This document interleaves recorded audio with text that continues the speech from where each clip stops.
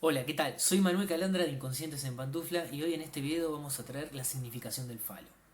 Texto de Jacques Lacan de 1958 que lo dictará en una conferencia que dará, en el Instituto Max Planck de la ciudad de Múnich, Alemania. Bueno, particularmente este escrito nosotros lo podemos encontrar en escritos 2 de Lacan, en las editoriales del siglo XXI. Es un texto que no data de una longitud muy extensa, pero con las particularidades que nosotros le damos a la lectura de Lacan, que es totalmente de forma encriptada, representa algunas particularidades y algunas dificultades a la hora de su comprensión si uno intenta leerlo sin advertencias y sin consideraciones antes de entrar de lleno. Lacan explica que el falo es en correlación al complejo de castración inconsciente, lo que le da la función de nudo. ¿Qué pasa con esto? Nosotros, si entendemos la cuestión de la función de nudo como estructuración, es en el sentido de los síntomas analíticos. Y en esto nosotros lo utilizaremos para diferenciar las cuestiones de las estructuras: psicosis, perversión y neurosis. Vale aclarar que, dada la diversa cantidad de escuelas y las diversas lecturas de Lacan, podemos discernir o podemos adherir a estas consideraciones con respecto al término estructura.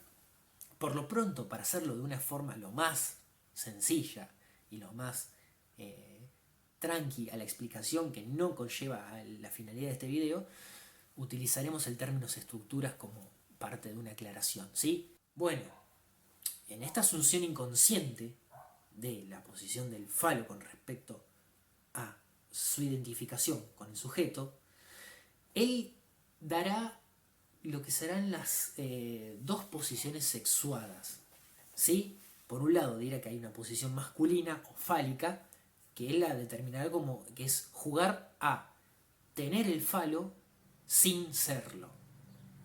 Y la posición femenina será jugar a serlo sin tenerlo, ¿sí? Él determinará automáticamente después de esto que estas posiciones sexuadas con respecto al falo son independientes de las consideraciones anatómicas o las diferenciaciones anatómicas de los sexos, ¿sí? Para darle un poco de estatuto en cuanto a lo que por ahí se le discute mucho a Lacan, y en lo cual hoy por hoy está muy en jaque con la cuestión, con todo lo que serían las teorías de género y el binarismo sexual. Para hacer por lo menos una aclaración de esto, vamos a considerar estas cuestiones de Lacan como cuestiones metafóricas y cuestiones de funciones, ¿sí?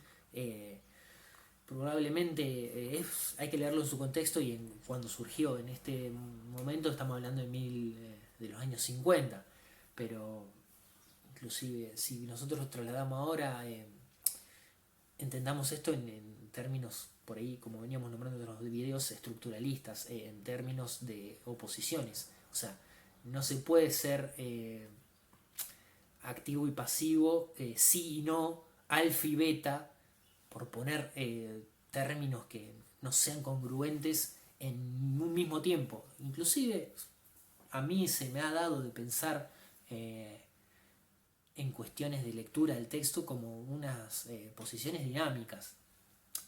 Igual son consideraciones que van a otro debate. Nosotros en este video vamos a hacer énfasis justamente en que distingue dos posiciones, ¿sí? La posición de tener el falo sin serlo y la posición de ser el falo sin tenerlo. Bueno, en esa explicación él dará 4 vías, las cuales están textualmente en el escrito, sobre las particularidades o dificultades de la identificación femenina con respecto al falo. Distingue esta cuestión de que se trata de un significante, y esto es fundamental en el texto. La noción de significante y ubicar la noción de lo que nosotros podemos representarnos de significante es indispensable para el análisis. lo tenemos que entender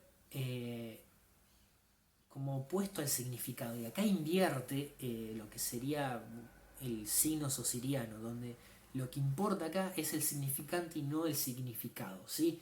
Le dará un estatuto inverso de lo que Ferdinand de Saussure haría cuando desarrolló el signo lingüístico.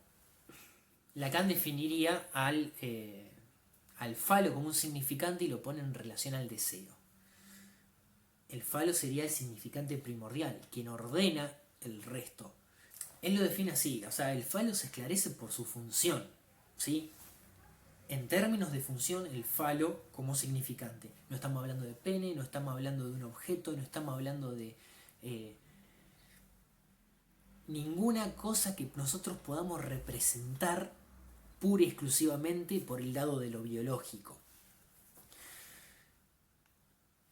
Para decirlo textual, no es una fantasía, no es un efecto imaginario, no es tampoco un objeto parcial, interno, bueno, malo, etc. Y menos aún un órgano, pene o clítoris, que lo pueda simbolizar.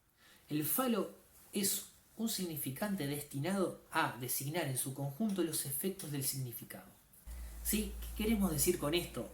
El falo será aquel significante que ordene de alguna manera la posición con respecto al resto. ¿Sí? Si nosotros sabemos que nos posicionamos de determinada manera, vamos a actuar de forma estereotipada, si podríamos decirlo. Nosotros, si estamos en un punto A, vamos a ver las cosas que están en el B, en el C, en el D, en el E y así sucesivamente. O sea, es nuestro orden. Y una vez que se establece ese orden como estructuración subjetiva, va a dar cuenta y va a dar forma a lo que será la sintomatología después, ¿sí? O sea, todo lo que nosotros padezcamos de alguna forma es respecto a nuestra posición fálica, o nuestra posición de la representación del significante falo. En muchos pasajes se lo dirá como significante del deseo, significante de la falta. Eso está sujeto a distintas lecturas y a diversos panoramas con respecto al psicoanálisis. Por ahora, insisto y recalco, quedémonos con lo que veníamos ensayando. Y particularmente al final del texto, él licitará lo que serán los, tres planos que los denominará demanda, necesidad y deseo, o necesidad, demanda y deseo, o deseo, demanda y necesidad, pónganle el orden que quieran. No hay que tratarlos en una jerarquización.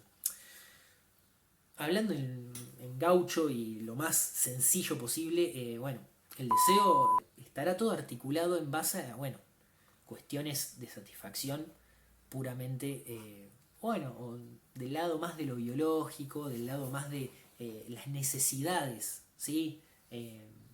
Como por ahí hablábamos en el video de pulsión, las cuestiones que son inertes a lo biológico, la satisfacción biológica de cuestiones corporales o del lado de lo interno.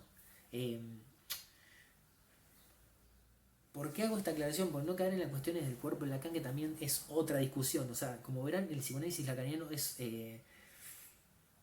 no es algo que sea fácil condensarlo en un video de menos de 10 minutos, pero la idea sería que entendamos un poco que la cosa de el plano de las necesidades viene por ahí.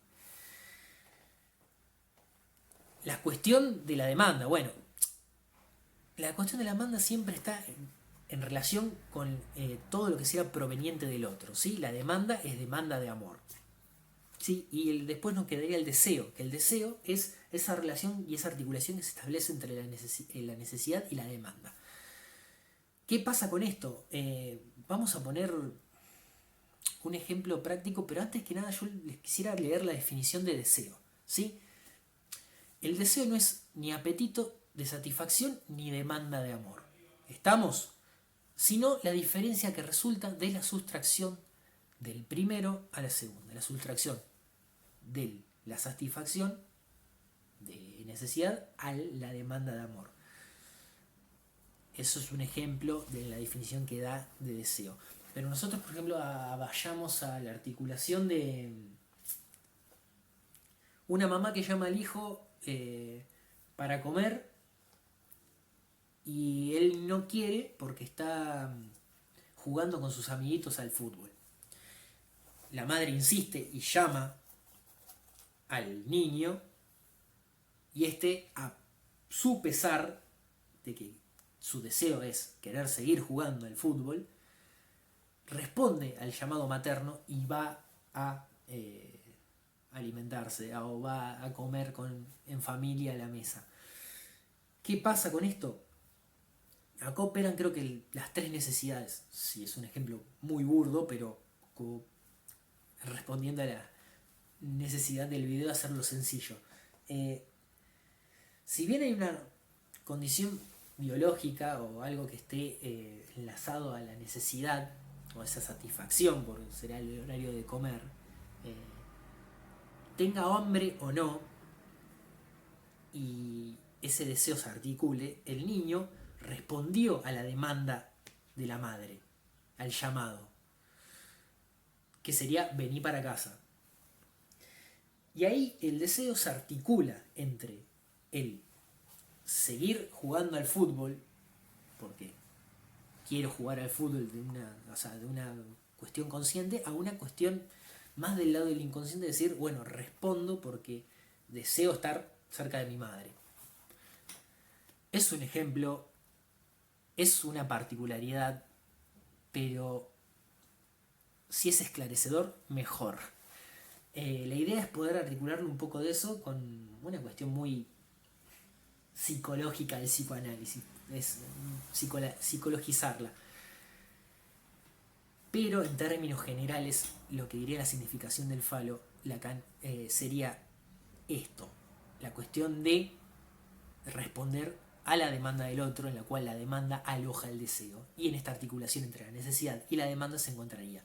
Particularmente después y en desarrollo ulterior, Lacan haría todo lo que sería correspondiente a que el deseo se fuera transformando con el pasar de los años en el concepto de goce o jouissance, perdón por el francés, pero se desarrollaría en esa vertiente, ¿sí? Y entonces nosotros en otros escritos, en cuestiones así más entradas en los seminarios, veríamos esta cuestión de elucidación del concepto de deseo transformado en goce. Bueno, particularmente en este texto hablaría en estos términos y esto es en un pantallazo general lo que diría.